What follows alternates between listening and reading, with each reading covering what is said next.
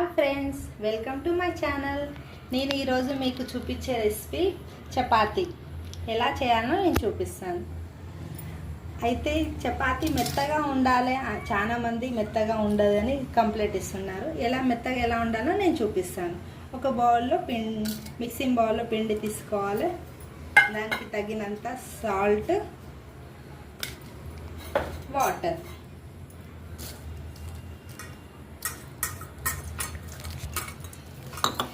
మనకి ఎంత కావాలో అంత తగినంతగా కలపాలి. చపాతీ పిండి ఇలా స్మూత్గా చాలాసేపు ఒక 2-3 మినిట్స్ ఇలా బాగా స్మూత్గా కలుపుకొని దీనికి ఒక 15 నిమిషాలు మూత పెట్టాలి.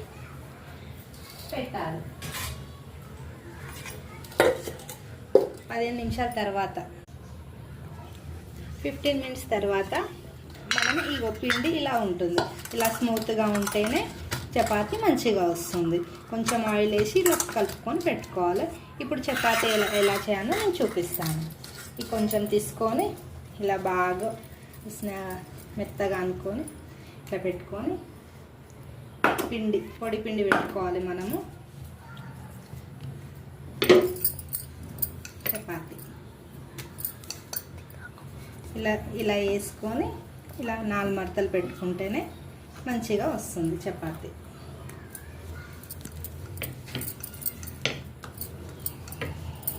ఇలా చపాతీ రౌండ్గా చేసుకొని స్టవ్ పై పెనం పెట్టుకొని పెనం వేడయ్యాక చపాతీ వేయాలి.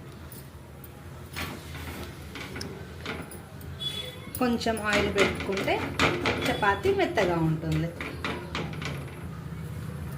చపాతీ ఇలా పెంక పైన వేసాక కొంచెం ఆయిల్ పెట్టాలి. ఆయిల్ పెడితేనే చపాతీ స్మూత్గా ఉంటుంది.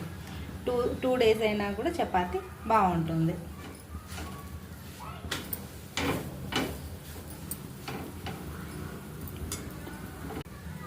ఇలా 4 మడతలు పెడితేనే ఇలా చపాతీ పొంగుతుంది. పొంగినప్పుడే చపాతీ బాగుంటుంది.